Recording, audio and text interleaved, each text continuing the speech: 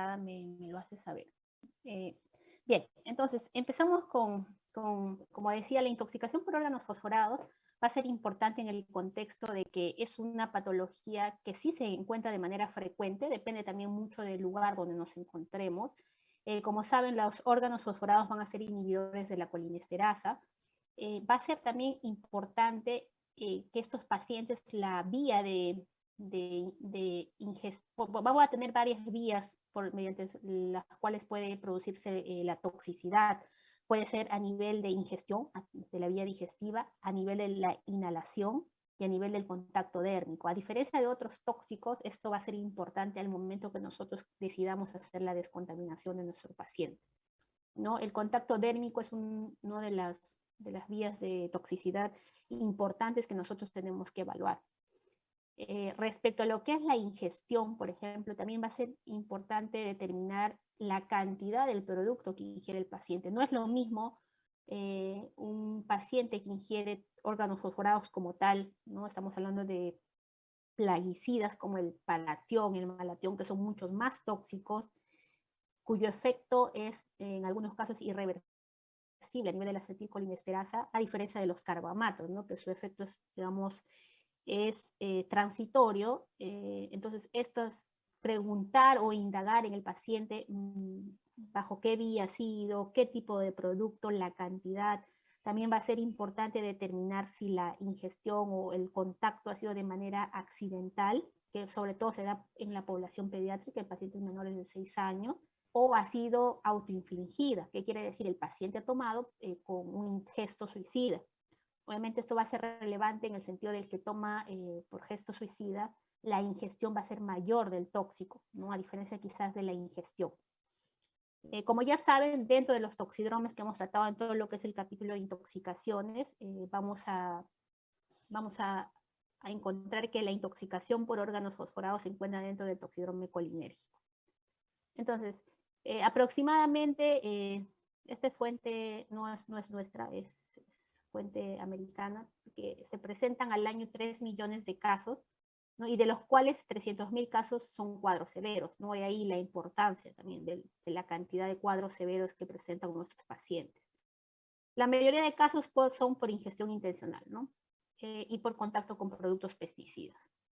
Entonces, como ya ustedes también han revisado probablemente el día de hoy, los órganos fosforados lo que van a hacer va a inhibir la colinesterasa, ¿ya? La distribución se va a dar a nivel casi de todo el organismo. Es importante, como les dije, recordar que dentro de las vías de toxicidad vamos a tener la gastrointestinal, piel, mucosas y la inhalación también, ¿no? De los vapores que pueda presentar alguno de estos tóxicos, porque algunos vienen en polvos o aerosoles. Por ejemplo, en el uso de los plaguicidas, muchas veces las personas que están trabajando con estos productos pueden ser mediante inhalación. Entonces, por eso lo ideal sería que todos tengan un equipo de protección personal cuando van a tener contacto con eso, ¿no? Una máscara que tenga un filtro adecuado, el uso, por ejemplo, de un mameluco, ¿no? De lentes, de todo eso para evitar el contacto. Lamentablemente muchas veces en la parte rural no se sigue este protocolo y ahí es donde pueden venir las intoxicaciones. Dentro de lo que es los signos clínicos del Recording paciente, in progress. dentro de las manifestaciones clínicas, ya cuando nosotros tenemos a un paciente que ingresa con nosotros con sospecha de ingesta por órganos fosforados, vamos a tener la intoxicación aguda, que es la que quizás nos interesa más en el contexto de este curso, que es de emergencias y toxicología, en el cual lo que va a haber un exceso de actividad colinérgica, ¿no? Dentro de la actividad colinérgica vamos a encontrar muchos signos y síntomas que pueden llevar rápidamente a la inestabilidad del paciente, ¿no? La triada que ustedes van a encontrar en esta intoxicación va a ser la de bradicardia, hipotensión y secreciones bronquiales, ¿no? Con broncoconstricción. Entonces el paciente puede morir inmediatamente si nosotros no tratamos esto. También es importante que ustedes conozcan dentro de lo que es la clínica y las manifestaciones del paciente, que vamos a dividirlo en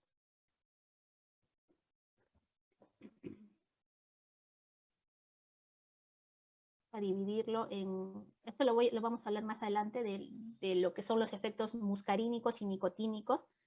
que es importante que los conozcamos, ¿no? Porque también vamos a hablar en algún punto del tratamiento y vamos a ver que va a haber algunos medicamentos que vamos a utilizar con, digamos, dirigidos a qué efectos queremos tratar. ¿No? El síndrome intermedio es aquel que se va a producir después de las 24 horas hasta las 96 horas aproximadamente.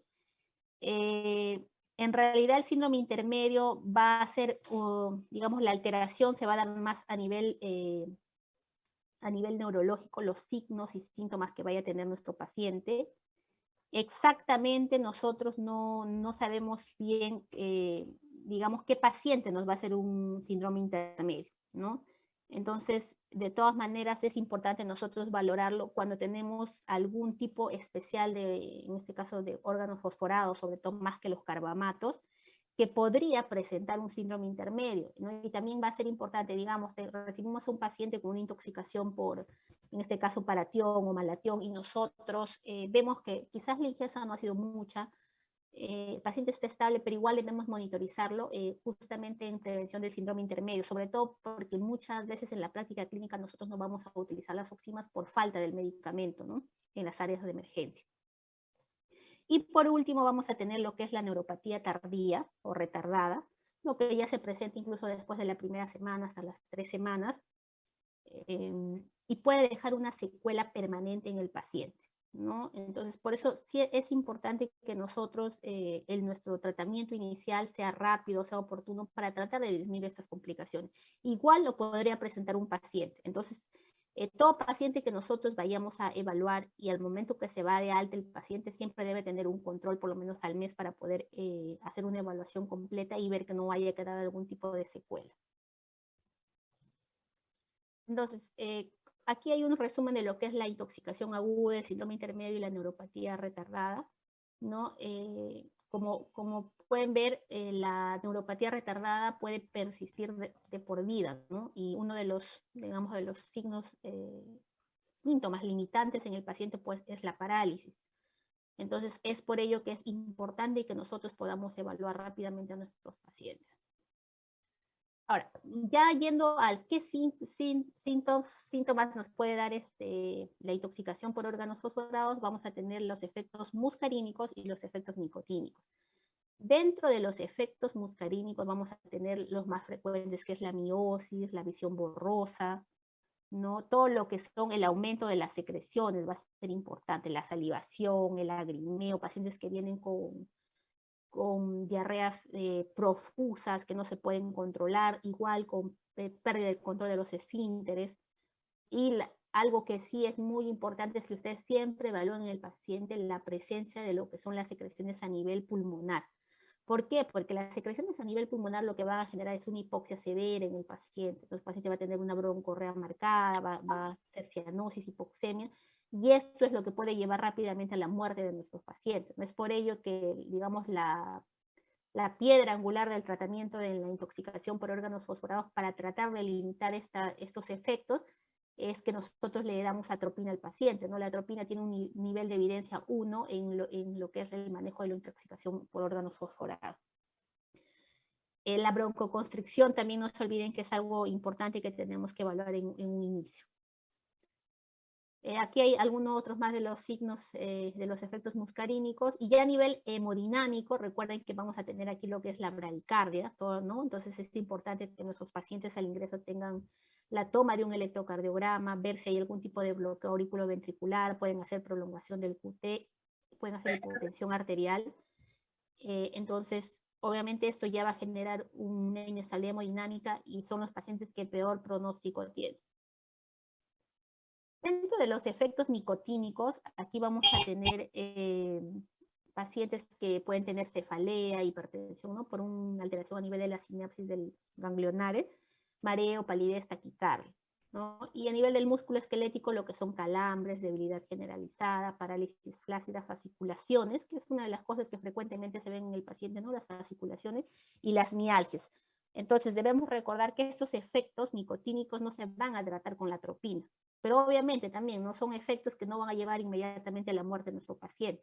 Es por ello que lo ideal sería poder utilizar la combinación de las oximas con la atropina, pero en caso no tuviéramos, con la atropina estaríamos tratando los signos de mayor gravedad y evitando la muerte del paciente. Ni siquiera tienes todavía la... O sea...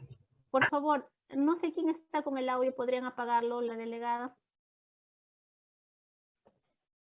Sí, doctora, ya lo apagaron, perdón. Gracias. Entonces, dentro de lo que es el diagnóstico del paciente, primero siempre vamos a tener la sospecha clínica, ¿no? Entonces vamos a tener dos escenarios. El primer escenario en el cual nuestro paciente, vamos a saber que ha ingerido un órgano fosforado, ¿no? El paciente viene, nos traen el producto, nos dicen que ha sido accidental o ha sido de manera autoinfligida y nos traen el producto y con eso podemos tener un mejor panorama de ante qué es lo que nos enfrentamos, ¿no? Y por otro lado vamos a tener el paciente que puede llegar a la emergencia inconsciente y no sabemos qué le ha pasado al paciente, ¿no? Nos dicen, lo encontraron así. Entonces, en el paciente en el que ya tenemos el dato va a ser mucho más fácil el diagnóstico, ¿no? Vamos a encontrarnos ante un paciente que va a tener un toxidrome colinérgico, por lo tanto, tendremos que ya proseguir con el tratamiento. También pueden haber intoxicaciones mixtas, ¿no? Entonces, la valoración clínica inicial va a ser muy importante, pero si es que el paciente no tuviera el antecedente o no hay una historia clínica adecuada del familiar o de las personas que traen al paciente, lo tendríamos que sospechar básicamente encontrando los signos y síntomas de lo que es el toxidrome colinérgico, los que hemos mencionado, ¿no? Tanto los efectos muscarínicos como los efectos nicotínicos. En algunos lugares dice que se puede hacer prueba con atropina en caso de duda. Bueno, realmente si es que hay duda, pero hay sospecha clínica alta, definitivamente la terapia con atropina tiene que ser parte ya del tratamiento. Y en algunos países se puede usar lo que es la acetilcolinesterasa eritrocitaria, ¿no? Que nosotros lamentablemente no tenemos para evaluar el grado de severidad. Muy bien, entonces nosotros, digamos, ya hacemos el diagnóstico de nuestro paciente, nos enfrentamos a nuestro paciente.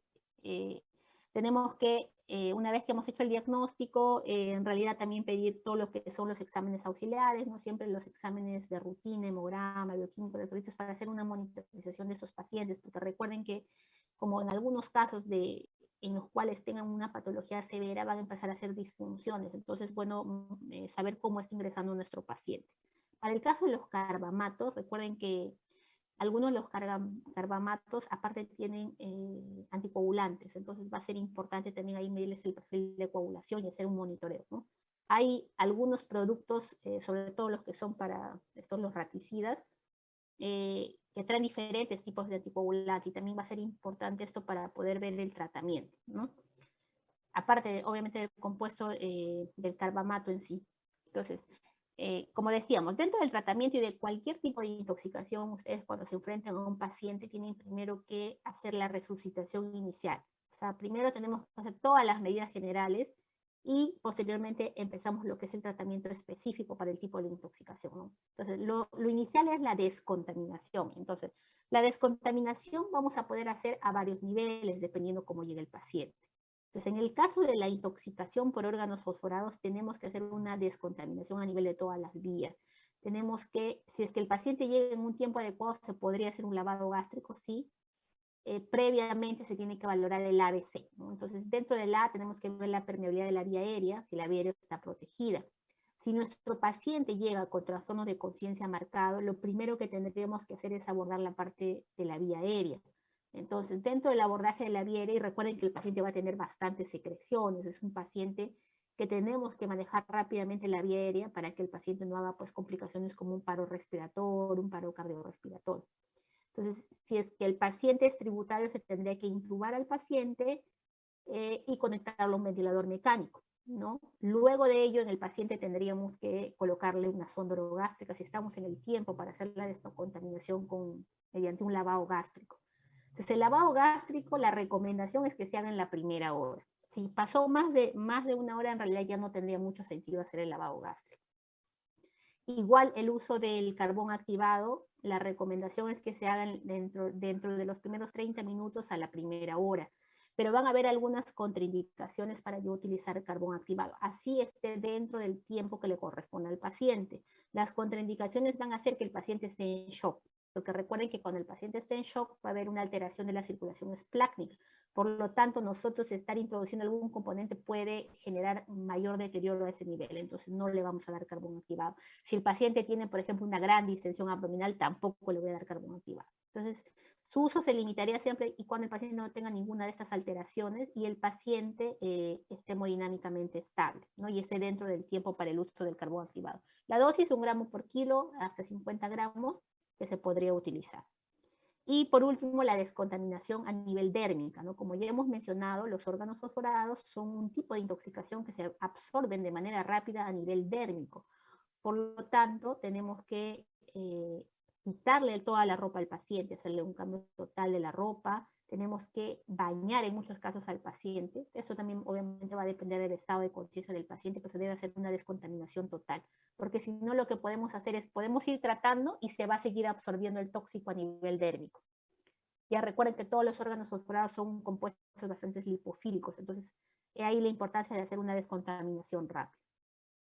Dentro del soporte hemodinámico, obviamente, si yo tengo un paciente que ingresa en shock, por ejemplo, ¿no? Ya está hipotenso, acidótico, tengo signos de hipoperfusión periférica, llenado capilar mayor de 3 segundos, frialdad distal, en este paciente inmediatamente yo tengo que iniciar lo que es el soporte con fluidos endovenosos, de primera elección los cristaloides, y seguido de, si es que no responde, tendríamos que utilizar algún tipo de vasoactivo, por ejemplo, no puede ser noradrenalina, adrenalina, dependiendo de cómo esté el paciente.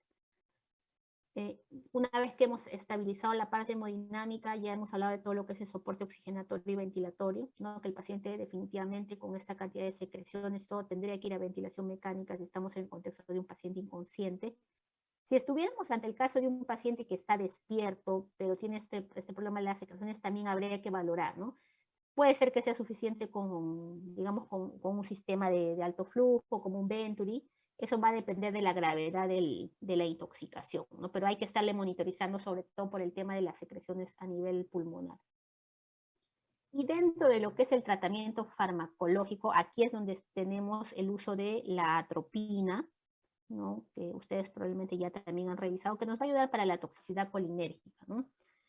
Esto sobre todo nos va a ayudar a lo que es a nivel de los receptores muscarínicos, ¿okay? Entonces, la recomendación es que para los casos moderados a severos se utilicen dosis de bolo, puede ser inicialmente de 2 a 5 miligramos, y en niños es fluctuante, ¿no? Algunos dicen 0.05, otros de 0.02 a 0.1 miligramo por kilo endovenoso. Y tenemos que llegar hasta las metas terapéuticas, que es la atropinización, ¿no? La atropinización, vamos a nosotros ver que uno de los, digamos, de los objetivos principales es mejorar la broncoconstricción y limpiar las secreciones. Una vez que cesan las secreciones, yo puedo decir que digamos, el uso de la atropina ha sido adecuado. ¿Por qué? La taquicardia, la midriasis se van a producir de hecho, pero no son marcadores de que definitivamente ya hemos llegado al techo terapéutico. Lo que sí se puede presentar, y vamos a hablarlo en la siguiente diapositiva, así que lo dejo hace un momento, el uso de la pralidoxima. Como les dije, la pralidoxima nos va a ayudar un poco más con los efectos nicotínicos. Entonces, si es que yo tuviera la posibilidad de usar la pralidoxima, sería ideal. Entonces, pero recuerden que la pralidoxima no la podemos utilizar sin antes haber iniciado la atropina, porque podríamos empeorar el cuadro del paciente. ¿Ok? Entonces, si es que tuviéramos, empezamos a utilizar la pralidoxima, ¿no?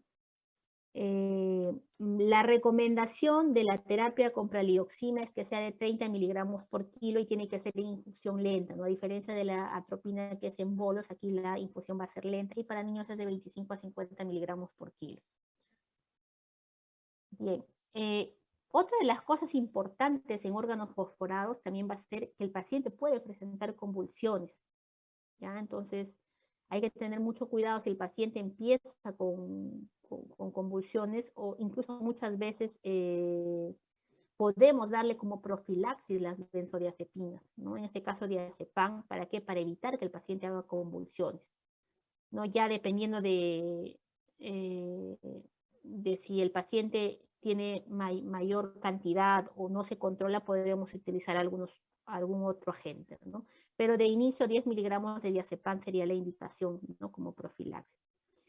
Y por último, vamos a pasar aquí esta parte de la famosa atropinización, que es uno de los temas que nos interesa en lo que es la intoxicación por órganos fosforados. Van a existir ciertos protocolos.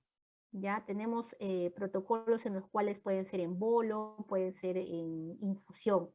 Se pueden utilizar los dos. Va a depender mucho, en realidad, del paciente, ¿no? Pero, por ejemplo, la atropinización rápida a doble dosis, más o menos la dosis que ustedes van a encontrar estándar va a ser de 2 miligramos.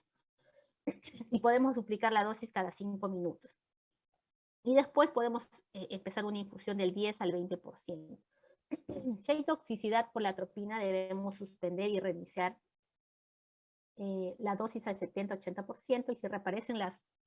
Un momento, por favor.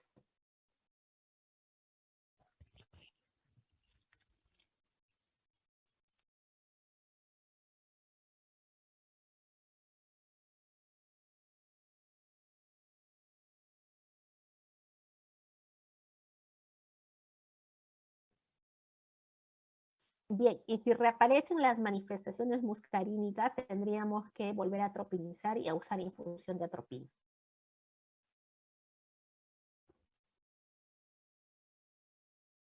Entonces, como les mencionaba, vamos a tener algunos estudios para ver qué es mejor, ¿no? El bolo, la infusión más el bolo. Entonces, dentro de este estudio, por ejemplo, lo que encontraron fue que dividieron este grupo de pacientes. En el grupo A, más o menos lo abarcaban 81 pacientes. Aquí utilizaron las dosis de 2 a 5 minutos, ¿no? Y posterior a los 10 a 15 minutos disminuyen la dosis, ¿no?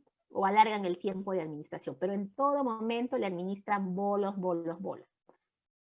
Por otro lado, en el grupo B, lo que hacían era empezar una dosis más o menos como la que está descrita, ¿no? Entre 1.8 a 3 miligramos, y duplican la dosis cada 5 minutos hasta atropinizar al paciente. Una vez que atropinizan al paciente, ya le dejan la infusión de 10 a 20% de la dosis total que utilizaron. Entonces, en este estudio lo que demostraron era que los pacientes que usaban el bolo inicial más la infusión tenían disminución de la mortalidad, disminución de la toxicidad por atropina, incluso disminución del síndrome intermedio. Ya, eso va a ser importante porque recuerden que cuando nosotros damos bolos seguidos, hay más posibilidad de hacer toxicidad por atropina, ¿no? La toxicidad, pues, es tener una taquicardia importante.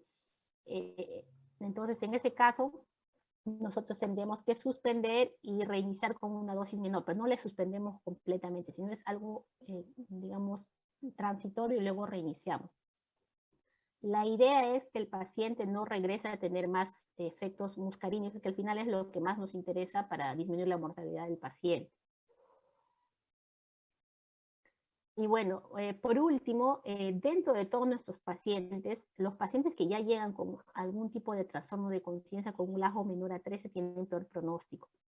Cuando ingresa un paciente, nosotros, digamos, una vez ya que se ha estabilizado el paciente y todo, tenemos que calcularles algunos scores que se pueden hacer, sobre todo eso se hace más de repente en la parte de las unidades críticas, para ver la posibilidad de mortalidad o el pronóstico de este paciente. Acá tenemos, por ejemplo, scores como el Apache 2, el SAPS, que nos van a ayudar para determinar cuál es la posibilidad de que el paciente sobreviva a los 28 días, ¿no? Dependiendo cómo vino. Por eso es que es importante en los pacientes con intoxicaciones severas que nosotros podamos pedir de inicio algunos exámenes para poder calcular, por ejemplo, estos scores. Si no, no hay forma de poder calcularlos, porque nos van justo a medir con qué disfunciones llega nuestro paciente. Y bueno, eso sería todo. No sé si tienen alguna duda.